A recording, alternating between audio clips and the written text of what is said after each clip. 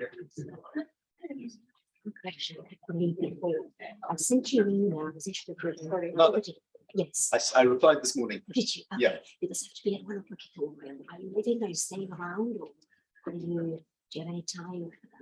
Actually, this afternoon, I'm due at Pembroke at 3, and I'll probably go to Oriel at about probably after this actually. So maybe Because there's no laboratory that one. Are you going to? No, I'm looking for that. Tomorrow?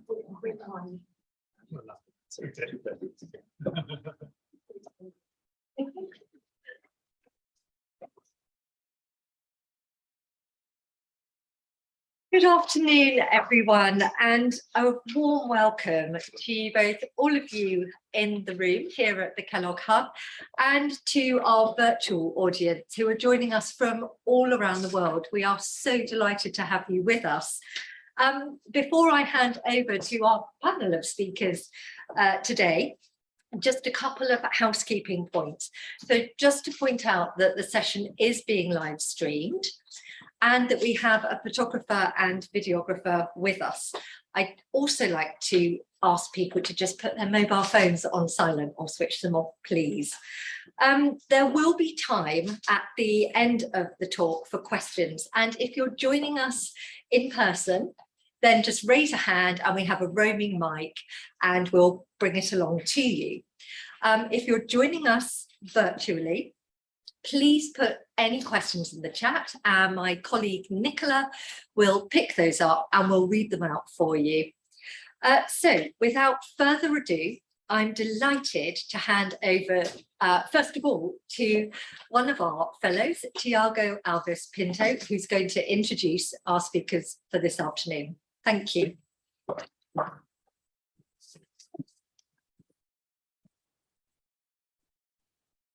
Hello, everyone. Thank you for attending this event. Hello, everyone online. We will be starting this session. I'm a departmental lecturer at the Department for Continuing Education in Legal Studies. And today we have a very interesting session on international corruption with one expert on the topic. And I'll get just a second. It's very important. Professor Barrington didn't ask me to do that, but I read his book, his edited book. So it's a joint effort about understanding corruption. It covers a lot of different areas and some of the topics I'm sure he's going to share with us today. So the name of the book is Understand Corruption and is extremely interesting. I highly recommend. And this was edited and written by Professor Robert Barrington. He's a professor at the University of Sussex. His specialization is on international corruption and corruption in general. He will talk more about it today. We also have with us one of our fellows, John Drysdale. John is a visiting fellow here and also was a former merchant banker. Both of them have worked for Transparency International. And once again, I highly recommend you check the work of Transparency International. They do a fantastic job in addressing corruption internationally and holding states accountable and other powerful actors accountable as well. So the discussion today is we'll start with John just briefly introducing himself and why he thinks, just talking about why this topic is so important for him, but very briefly. Then we have about 25 minutes or so of the lecture from Professor Barrington. And after that, we really want to hear your thoughts. We want your questions. So your participation is key for this event. So thank you very much for attending, the people online as well. And John, would you like to say a few words, please?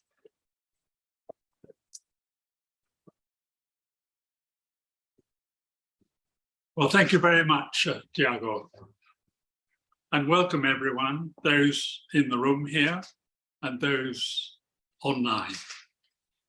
The reason that I'm here is not so much to give a lecture or even perhaps to answer many questions, because Robert is going to do that. But some time ago, I was chairman of Transparency International UK, having been a merchant banker and seen corruption in so many countries and actually been frustrated in not winning business because of it, because we did not indulge in paying bribes in my bank. The topic today, which Robert will talk about, is on a broad basis, and I'm sure you will find it extremely interesting. And I know Robert, and this is the second reason I'm here, because when I was the chairman of Transparency International, he was our chief executive. So I've known him for many years, and I really respect and admire his thrust and his intelligence and his enthusiasm for this topic. So without any more ado, I'll hand over to Robert, who will introduce himself and then give his lecture. Thank you very much.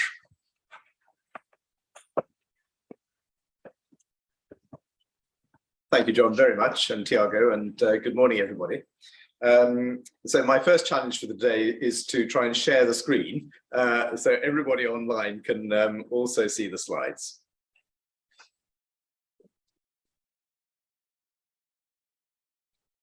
There we go. Okay, well, we're going to talk about corruption, capital, and power. There isn't a clock in the room. I'm going to speak for about 25 minutes. Thiago, if either I'm boring or go over time, then wave at me, and I'll stop quite rapidly.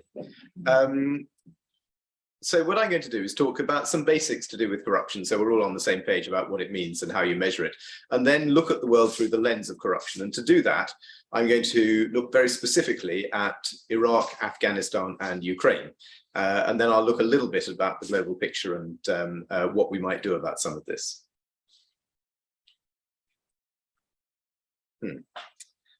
Okay, the next challenge is to move on the slides.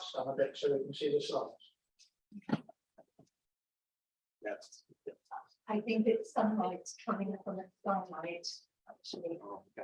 Okay, apologies online, we're having a slight technical hitch, but we'll resolve it imminently. Yeah.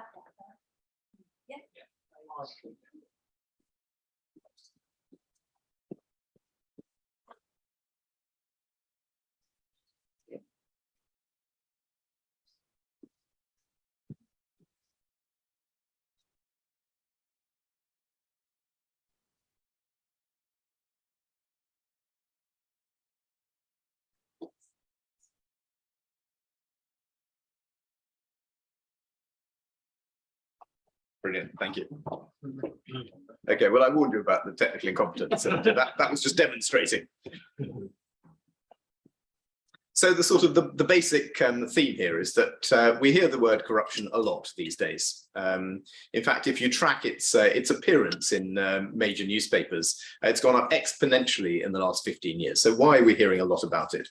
Well, we're going to hear now about what it means and what to do about it. And what it means, here are two sort of well-known statements about corruption. The first is a definition from Transparency International: the abuse of entrusted power for private gain. And I'll go into that in a moment, but I'll just draw your attention to probably the best known quotation on corruption by Lord Acton, a 19th century historian, fellow of All Souls, in fact. Power tends to corrupt and absolute power corrupts absolutely. This is often misquoted as power corrupts, but you'll see he says power tends to corrupt. The idea being that people with power tend to be corrupt, not always, but they tend to be. Why is that? We'll look at that in a moment. But turning to the TI definition, the abuse of entrusted power for private gain, you'll see the difference here is that Lord Acton is talking about power and TI have refined it to entrusted power. What do we mean by that? Well, consider a bribe paid by a large company, maybe conceptualize if you can, a company that has some dodgy PPE equipment and wants to sell it to a government. And it bribes the government official who's in charge of buying the PPE equipment, and so it sells the equipment. Well, where's the entrusted power? The entrusted power is in the government official who's responsible for the procurement. The abuse is that instead of running an open tender process, they've accepted a bribe and bought dodgy equipment, and the private gain, the government official gets the benefit of the bribe, probably several millions of pounds. So that's a classic corruption scheme, the abuse of entrusted power for private gain. It doesn't mean that all abuses of power are corrupt. If you imagine bullying, for example, where you might have somebody physically very powerful who is bullying somebody else, they don't have the entrusted power. They might have, if it's a police officer, they've got entrusted power. If it's somebody at school, they probably don't have entrusted power. So you'll see that it's not all power, but entrusted power. That's the crucial point here. And you can, there are whole conferences, by the way, that debate what we mean by entrusted power as opposed to any other power, and what we mean by private gain. Is gratification the same as gain? So if I'm a police officer and I enjoy beating up people in the street, I'm not getting a monetary gain from that, but I might be getting some kind of gratification. Is that the same? And therefore, is it corrupt? Or is it just, bullying and misconduct in public office and so on? So anyway, you can go to those conferences. That's not what today is about. Right, moving on. The Corruption Perceptions Index. There are a small number of ways for measuring corruption, one of which is to look at perceptions of where corruption happens. You ask people, how corrupt is country X or corrupt country Y? And you come out with a world map, something like this: red, highly corrupt; yellow, much less. No country in any of these measurements comes out as absolutely pure, by the way. The Scandinavians inevitably always come out well, and inevitably conflict and war-torn states come out the worse.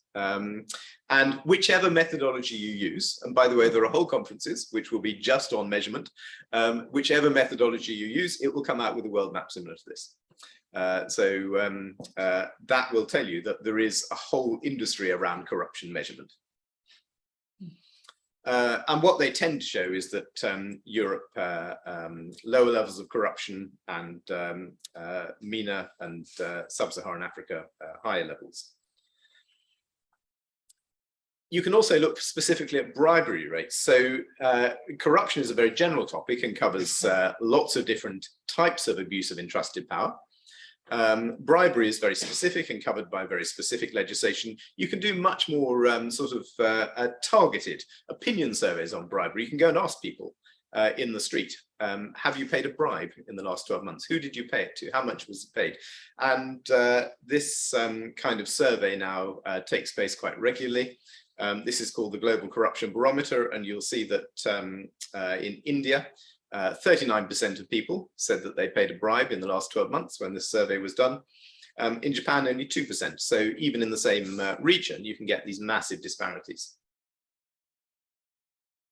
Okay, now this is the audience participation bit in case anybody's on the verge of sleep.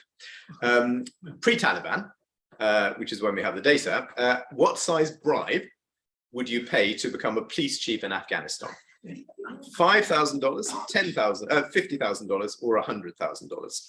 Okay, the clock's ticking. We've got, a few seconds to think about it. Now I want a show of hands. Put your hand up if you think it's $5,000. Okay. Put your hand up if you think it's $50,000. Right, it's about evenly split between 5 and 50 so far. And put your hand up if you think it's $100,000. Okay, nobody thinks it's $100,000. Well, the answer is $100,000. Now, why on earth would you pay $100,000? Okay, vote again. Would you do it 1, to get the uniform, 2, to get the power, or 3, as an investment? The money will be recouped and you'll make a profit. Okay, well, it's pretty obvious it's going to be number 3, so we won't have a show of hands. So that's quite a lot of money, isn't it? If you're a police chief, you think that you're going to get at least $100,000 in bribes, and your salary as well, but the salary is not very high. And that just demonstrates the incentives that are built into the system as soon as you've got bribery taking place in your public office, the entrusted power being abused. Okay, that was a whirlwind tour through some of the basics. So now we're going to go through the fall of Mosul in 2014. You'll probably all remember this. City in Iraq taken over by Islamic State, ISIL. 2,000 to 2,500 ISIL insurgents took over this apparently heavily defended city of 25,000 soldiers in the Iraqi army. What on earth was happening?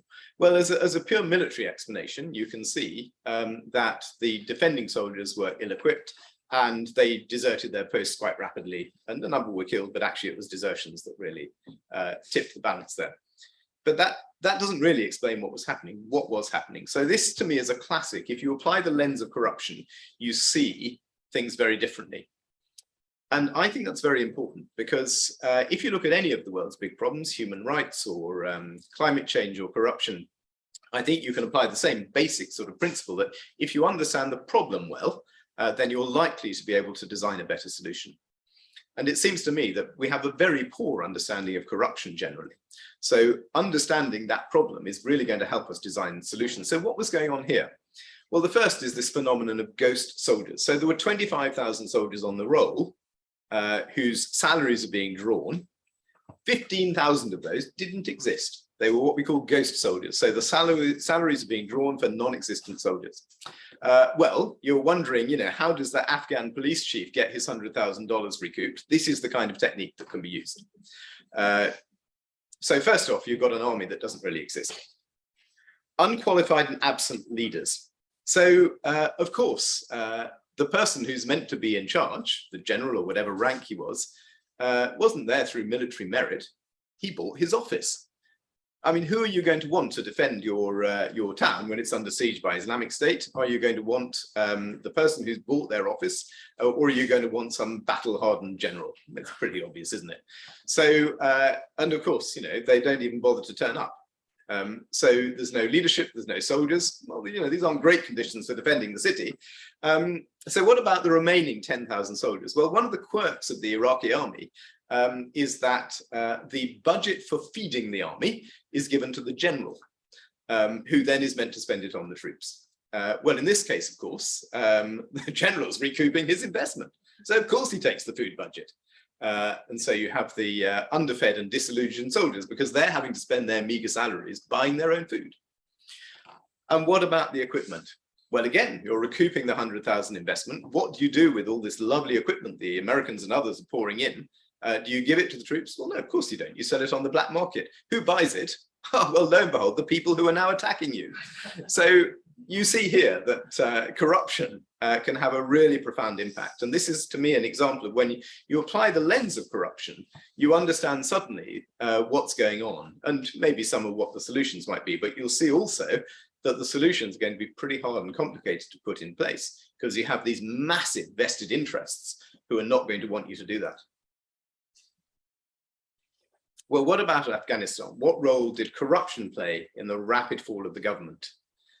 We'll all be familiar with these images of you know, the sudden, you know, surprising collapse of the Afghan government and the Taliban sweeping through the country. What on earth was going on there? Well, you can apply exactly the same lens. Now, we don't know, we don't have the detail yet about precisely what happened. It will come out and it will almost certainly be a very similar story to Mosul, almost certainly. We don't know that, but there are some indicators. And one of the reasons there's some indicators is because immediately people were starting to look at whether corruption was a problem. These are some newspaper headlines from the time. Afghanistan collapsed because corruption had hollowed out the state.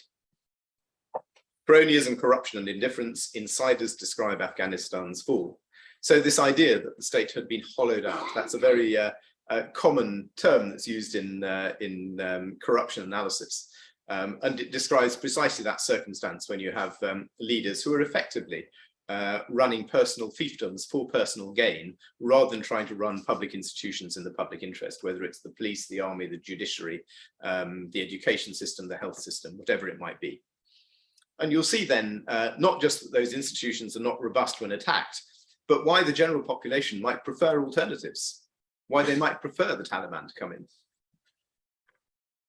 Well, interestingly, with all the billions of dollars pouring into Afghanistan and having learnt something of the lessons from Iraq, the US set up this fascinating body called the Special Inspector General for Afghanistan Reconstruction, whose job was to see where the money was going, to track what was happening, to see how effectively it was being spent, and so on. In 2016, they published a report saying our analysis reveals that corruption substantially undermined the US mission in Afghanistan from the very beginning.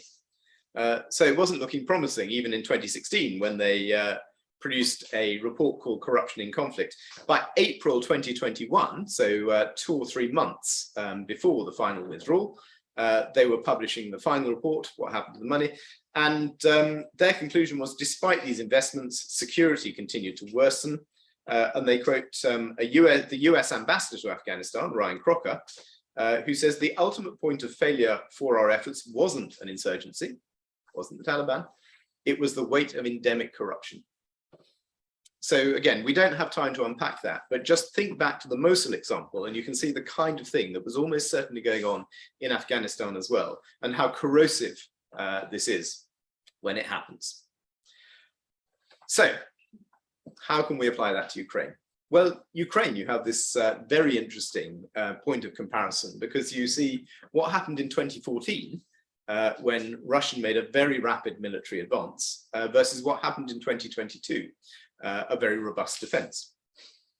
And the simplistic story is that in 2014, you had a weakened Ukrainian military. The kind of things that were going on in Iraq and Afghanistan, you saw going on in the Ukrainian military. And in 2022, interestingly, you see those kind of things going on in the Russian military.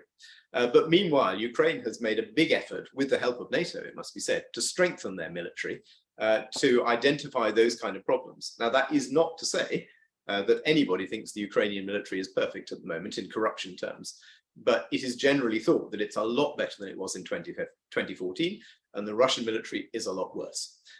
So when you talk about, you read about Russian soldiers turning up to the front line ill-equipped because the equipment has been apparently not provided for them, or it's of a very low spec compared to what it should have been. This is the kind of thing that's going on there. People making money out of the system and running it in their own private interests rather than trying to have an effective military.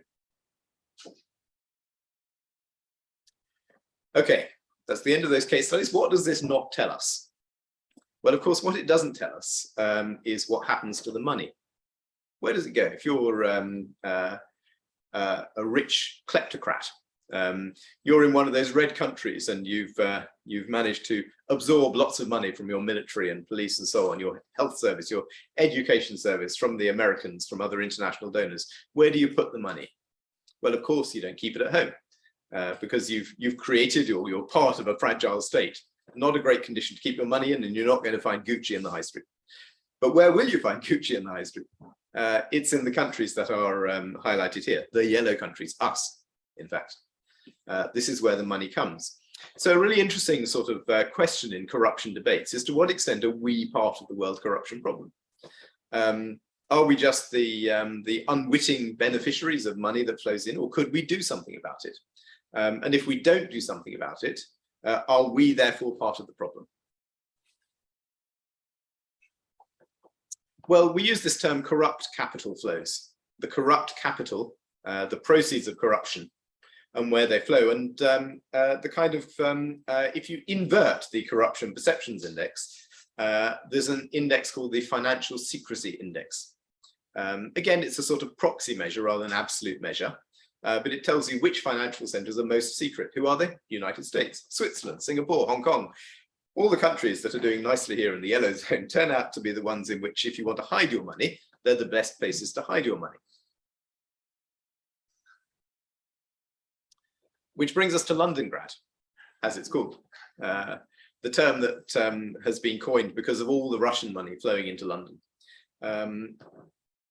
Now, there's a bundle of research on this about London being a clearinghouse and a destination for corrupt capital. The destination, it's where you park your money, you invest it in British businesses, in universities like Oxford. You buy property, all the things you can invest on in a country like the UK.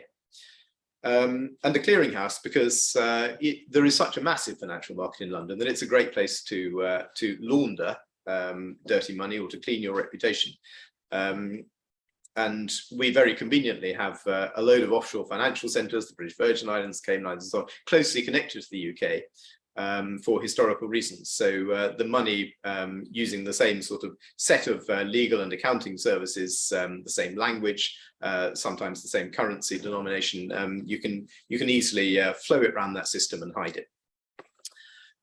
Interestingly, a leaked document from the US authorities shows that the US is considered a high-risk country for money laundering by the UK is considered by the US. This is a well-known problem, by the way. So it's not like this is secret. So what do you do about it? Well, it's true to say that successive UK governments have been very ambivalent about acting. There are some known solutions to this. They won't solve it all, but they will solve some of it. But the UK government has been surprisingly reluctant. Why? Well, London is an incredibly important financial centre and it's very important to the economy. And of course, as a government, you're trying to balance lots of different things, solving world corruption and making sure that your own economy is buoyant as well. So, you know, the government decides where to draw its line, and that line hasn't been drawn in a place of having the best possible defences against corrupt capital flowing into the country. But there has been a new focus since Ukraine, particularly on Russian money, and this sort of range of things which have been put into place. We won't go into them now because there isn't time, but unexplained wealth orders, Magnitsky sanctions, the transparency over beneficial ownership, who actually owns the money, reforming those overseas territories and crown dependencies, Jersey, Guernsey, Isle of Man, British Virgin Islands, and so on, and a focus on the professional enablers, the lawyers, the accountants, the bankers, the estate agents, the people who are clearly part of this, but have always been able to say, you know, we're not corrupt. We don't really know where this money comes from. We're just providing a service. So what about the future of Londongrad? That's really interesting, and it's what anti-corruption campaigners are watching at the moment. Will the government appetite continue beyond the Ukraine crisis? Oh, you can see I wrote these slides 10 days ago. Who succeeds Johnson is the last question. Well, yeah, we know the answer, but we don't know the answer to the question, what's the future? You know, what will the Truss government do on this? Will it extend beyond Ukraine? You know, is this going to be seen as solely a Russian problem? So we you know, sanction lots of Russians, or actually do we acknowledge that this is money from lots of rather dodgy jurisdictions that comes through the UK? Kleptocrats are not restricted to Russia, as we all know, I think. What kind of compromises will a post-Brexit economy need? I talked about, you know, the government can decide where it's drawing its line in terms of how much money it lets in. It can't completely decide that, but to a large extent it can decide that. But actually it might draw the line in a very loose place if the economy is in trouble post-Brexit, and frankly it doesn't look too great at the moment. Will Labour and Lib Dem stick to their promises? So Labour and Lib Dem have some great commitments about the things they would do, but you know, who knows if they get into government whether they would feel the weight of those necessary compromises on them as well. So finally, just to look at the world scene, who actually should be doing something about this? Well, we have quite a lot of international instruments, the UN Convention Against Corruption, for example. Some of these are pretty hopeless and some are not bad. But overall, the world has not been doing a very good at policing corruption, at deterring it. If you look at all those different measurements I showed you, you'll see that things tended to get a bit better in the 2000s, but over a 30-year period, they probably got a bit worse. So that doesn't look very, very encouraging. The thing that has tended to make a difference when things have got better is, of course, doing things at country level is important. So you need a government that is going to take it seriously at country level. But that global leadership is also really important. And the active leadership of the US and its allies, including the UK, has been what has tended to make a big difference. On the other hand, there are some countries that undermine the international agenda on corruption. I mentioned a couple of here on the slide. Russia and China are notorious for that. They have their own different foreign policy objectives. They have their own different strategic objectives. So it's not like the world community is aligned on this, although they're all signed up to the United Nations Convention. There isn't a uniformity of action on it. Well, I've applied the lens of corruption very specifically to some military operations because they're very interesting in the current times. But one could easily apply that lens also to China, the issue of strategic corruption, to COVID-19, to climate change, Johnson and Trump, and populism in democracies, and indeed to the issue of state capture. Lots of current themes going on in the world.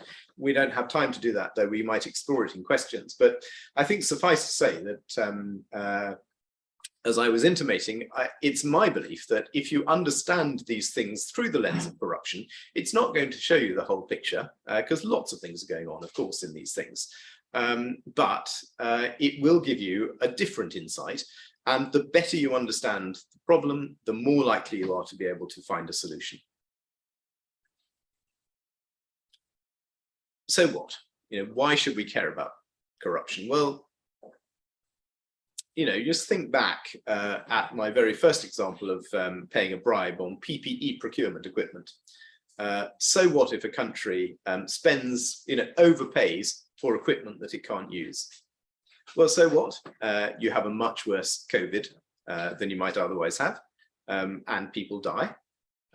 And the state, which is going to have an economic downturn because of COVID, has less money.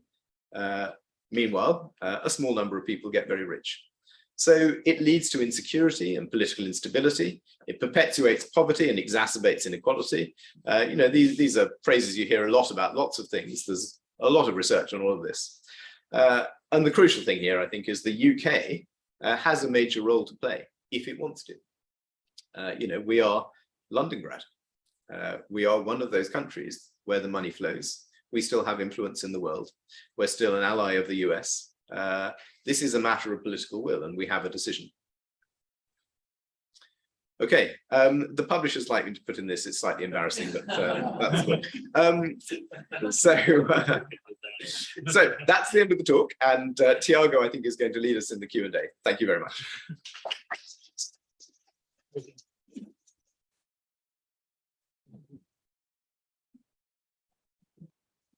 So we have the time for some questions now, and we have some for online, I guess. We do. We have a question on the chat. So first of all, thank you so much. Absolutely fascinating. But I want to ask the first one. Sorry? I want to ask the first one. Can I do that? Sorry? I want to ask the first question. You want to ask the Yeah. first one? Okay. Well, they're coming thick and fast online, so we're going to be in competition. But, No, you go. well, so it's really interesting from my background in international human rights law, how it affects different people, because you're demonstrating, Robert, how, for example, we have these wars. These wars would and have caused a massive inflow of asylum seekers and refugees.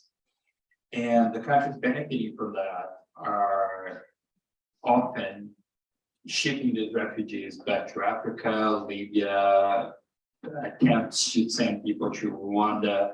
So it just perpetuates and creates even more human rights problems. And I think the PPE example is another one on the right to health. It ends up creating problems for everyone, including the people who benefit from this corruption cycles. I would like to ask you a little bit about the role of companies or private actors. Because when you talk about entrusted power, as you mentioned, we tend to think about governments. But we have seen a lot of corruption, and again, leading to harm, damage, human rights violations from private actors as well, like FIFA, for example. So you could think, well, that's just football. People who don't like football are not going to be harmed. But that's definitely one of the points where people really don't see the connection. So You have researched in that area, and I would like to know from you a little bit more about private actors. Thank you, Thiago. I mean, it's a great question because immediately you think of entrusted power, as you were saying, you're thinking about public officials. But actually, in many countries of the world, including this one, a lot of state functions have been outsourced or privatized. So, do they count as entrusted entrusted powers? There is no definite answer to that. You can, read people arguing it either way. Likewise, if you're looking at what we call the professional enablers, a lawyer, often in a large law firm in the City of London, who's doing M&A activity for an oligarch's steel company that was privatized in very dubious circumstances in the 1990s. Does that lawyer have any private trusted power, or are they just providing a legal service? So there is no definitive answer to this, but I'll give you my answer, which is I do think the private sector in many circumstances has entrusted power, particularly when they're carrying out functions relating to the state. I think there's a public interest test you can apply. So in fact, in Sussex, we've been working on a new definition, extending the TI definition of the abuse of entrusted power for private gain, but adding a public interest. I mentioned that. When is the public interest undermined?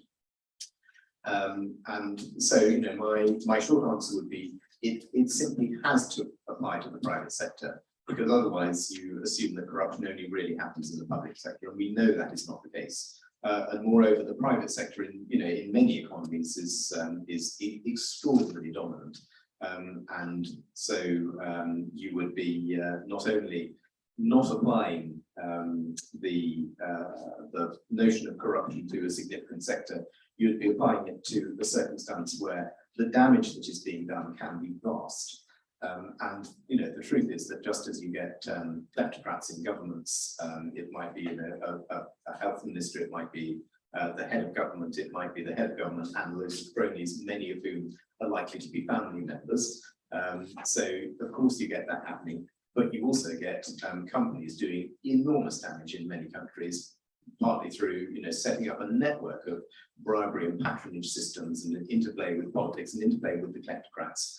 They effectively deliver the money to the kleptocrats and then exploit the mining rights or whatever it might be. So the long answer is the same as the short answer. It simply has to apply to the private sector. Thank you very much. Now we have questions online. Thank you, Thiago.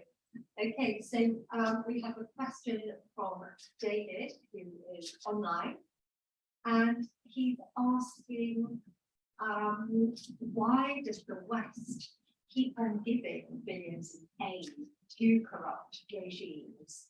And why hasn't the press in those Western countries actually picked up on this and made more of a sort of fuss about it?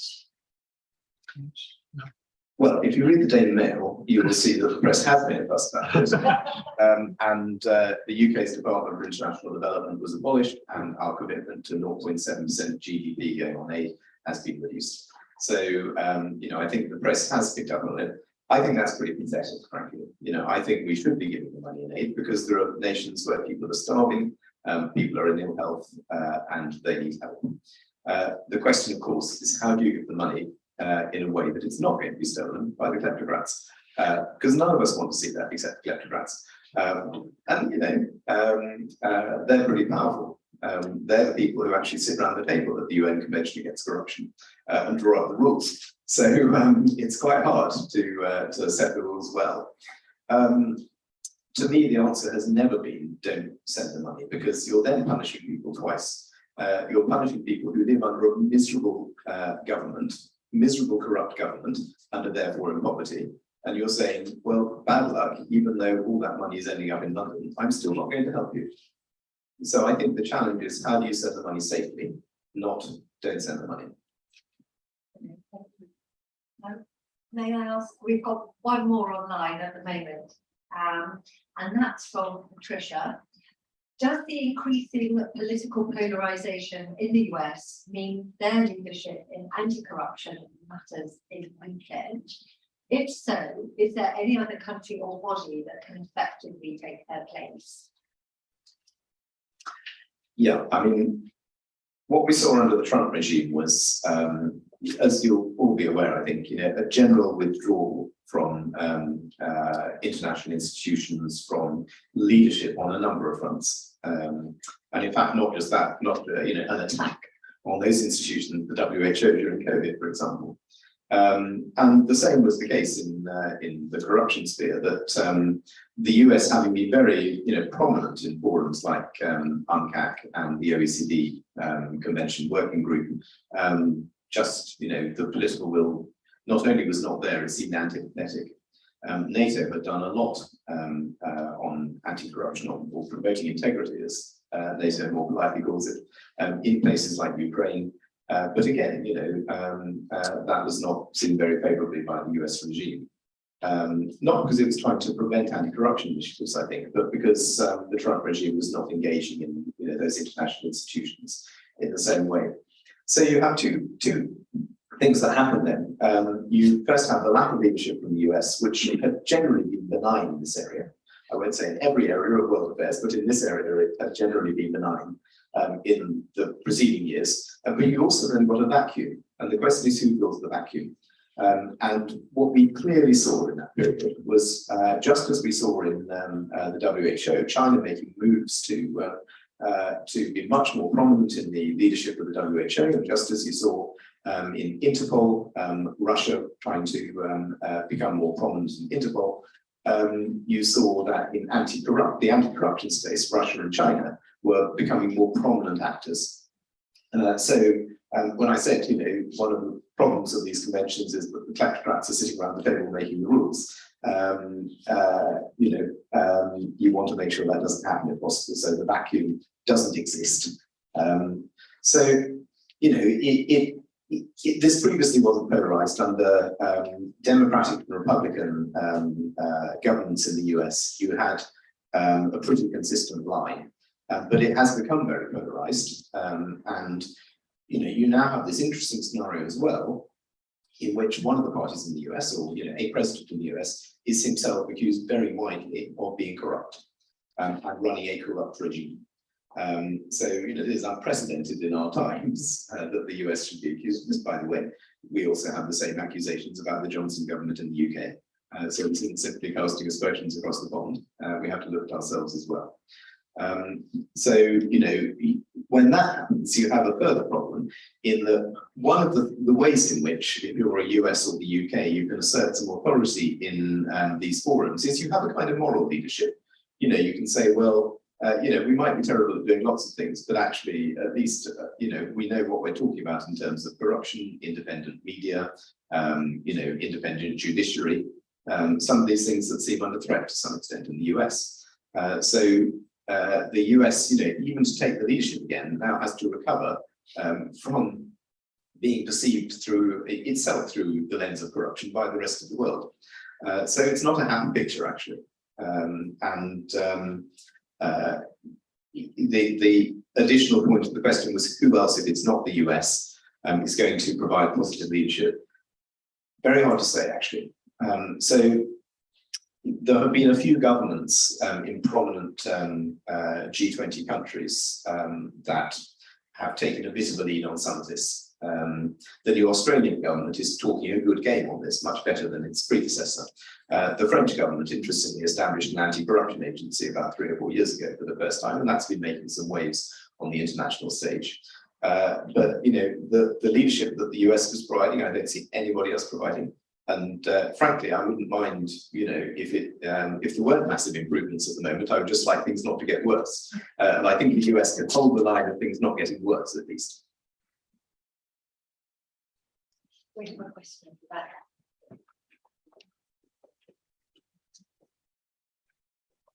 I think it's the case that tyranny and corruption are completely correlated.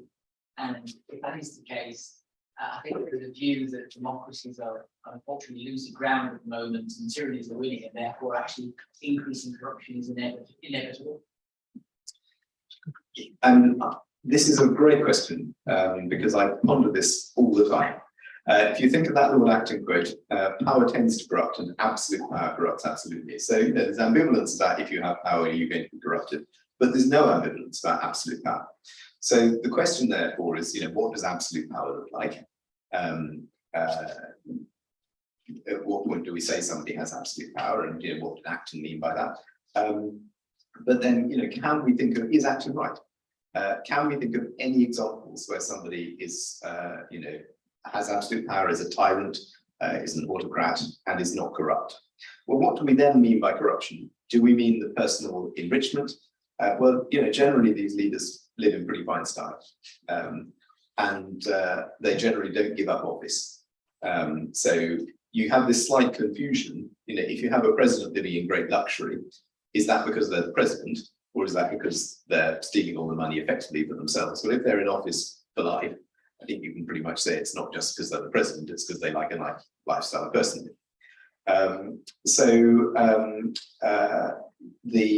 The gain is often financial. It's rumored that Putin has many tens of billions in various bank accounts around the world. I have no doubt that at one stage, whether it's Panama Papers or Paradise Papers, something equivalent to that is going to come out into the public domain, and it will give more of an insight into the Putin world. So there is often personal enrichment and personal gain financially. There is also then this sort of other question of what do we mean by personal gain? Is the gain also a gain in power? Well, from my point of view, actually, personal gain isn't simply money. It's also about other things. And gaining political power, I think, is a tangible personal gain. And if you can conceptualize corruption in those terms, then I think you would pretty much say that what Lord Acton went on about is correct, that absolute power tends to corrupts absolutely. Two more questions. There, then we Thank you. Great question, great answer. You were talking about the difficulty of state actors and private corporations and so on. And it reminded me that for all the crimes he was alleged to have committed, the US authorities got Al Capone on his taxes. We now have a more or less global regime with greater exchange of information between tax authorities. Just thinking about Londongrad, do you think there's more scope for HMRC in the UK to use better tax information flows, new tax powers, to use the tax system as a deterrent to dirty money? I'll caveat this by saying I'm not a tax lawyer, but having said that, yes. So my view of this is that we've got loads of laws in place now. By the way, one of the great advances in the last 30 years in the anti-corruption sphere has been adding legislation, often very good legislation. In the UK, we have the Bribery Act, we have the Criminal Finances Act, which included the provision on unexplained wealth orders. So we have a few problems in implementing those laws. One of them is severely under-resourced law enforcement authorities. The National Crime Agency and the Serious Fraud Office, who are the principal sort of authorities in the UK for prosecuting these things. There's some pretty good research which suggests their budgets need to be at least doubled in order to have an effect. So that's one thing. The other is political top cover. There's so much of this comes down to political will in the end.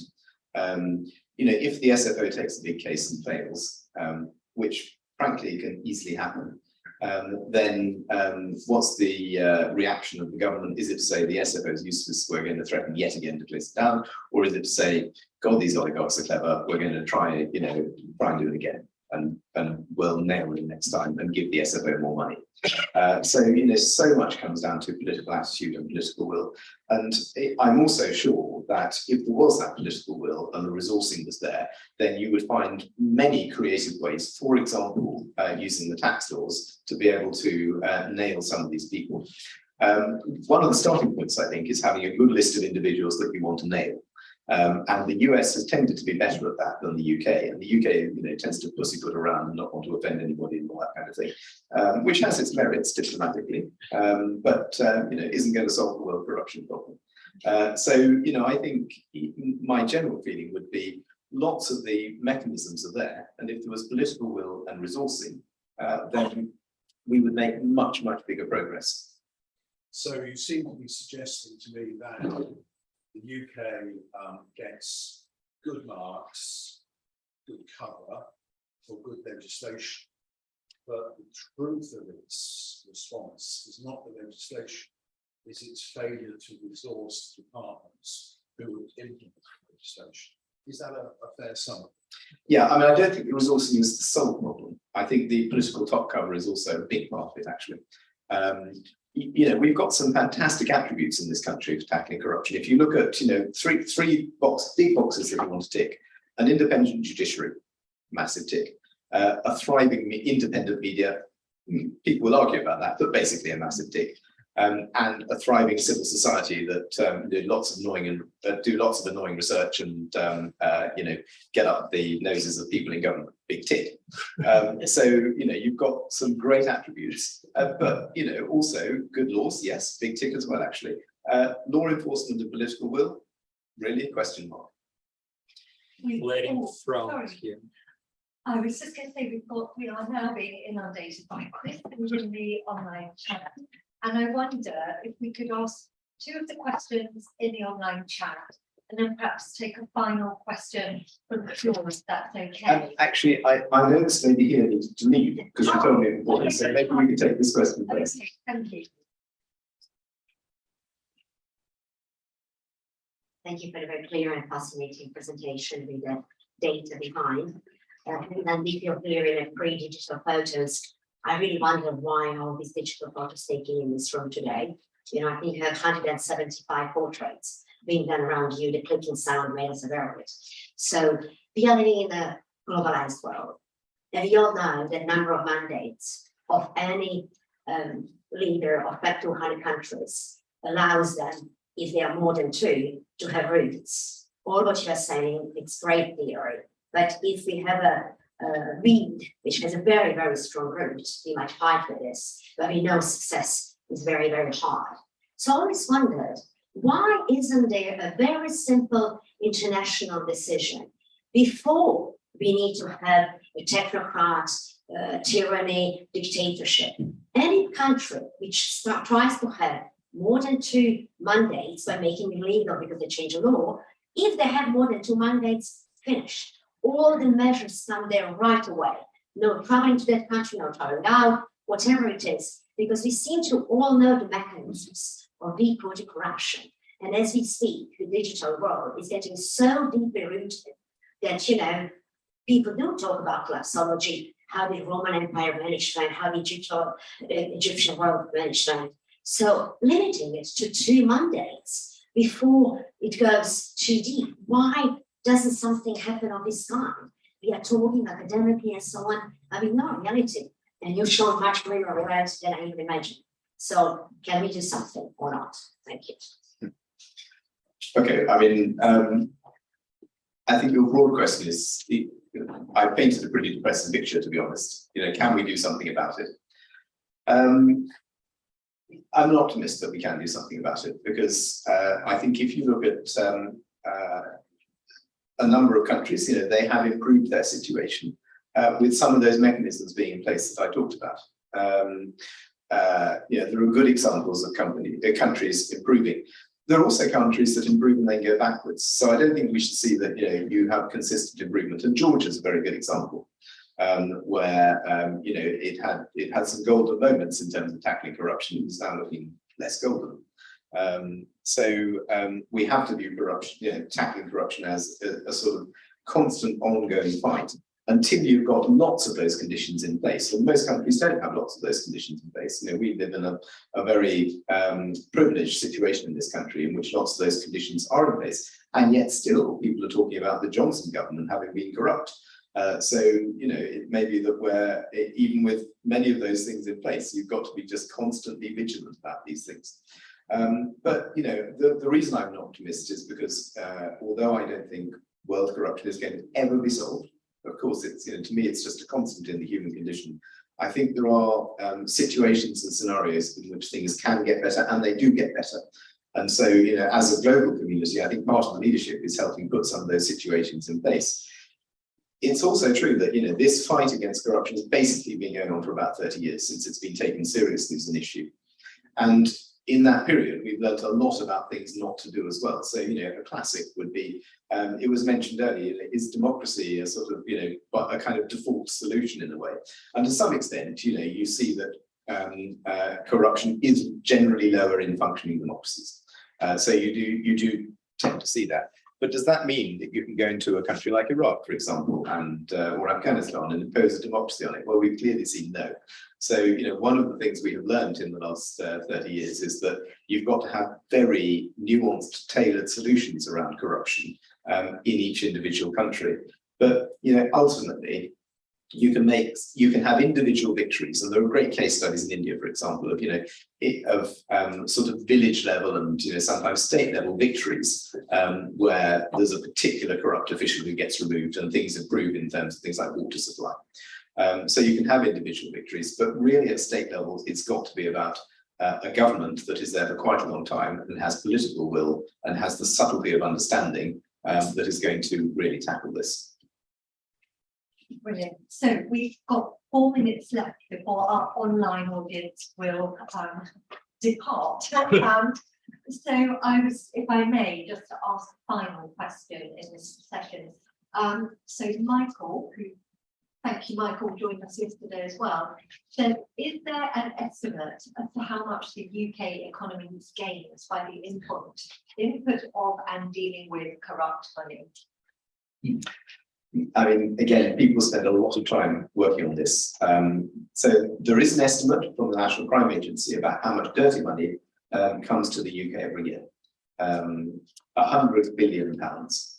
So it's not a small amount of money, but, you know, on the other hand, in a large economy like the UK, it's not like it's, you know, dominating everything. And that's money that comes partly from corruption, but it's also, you know, other areas of dirty money, like money from organised crime, for example.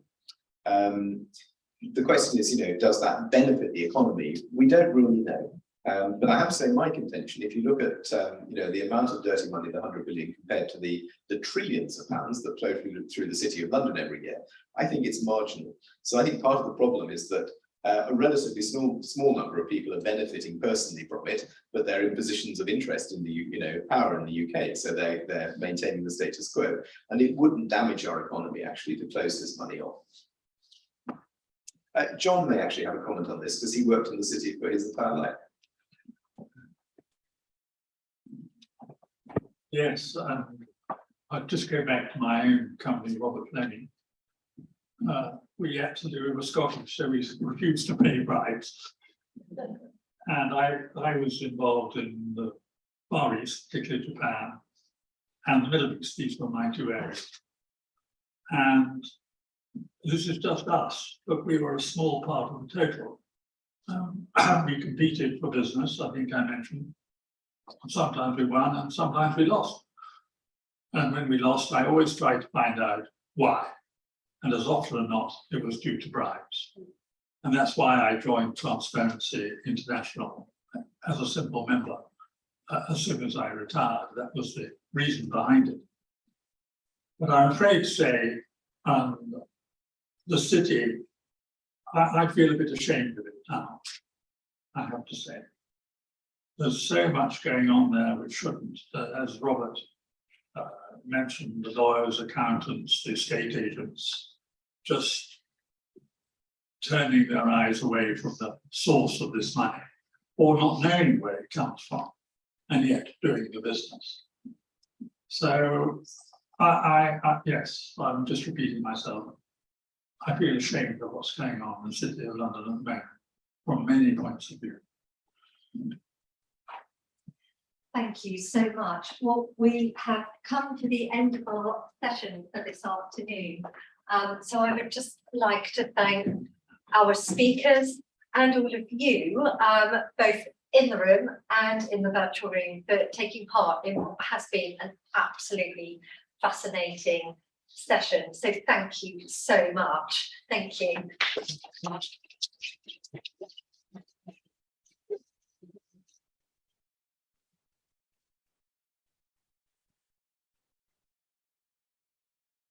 Okay.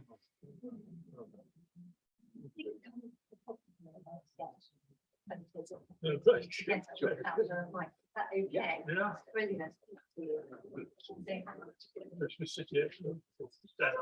How would you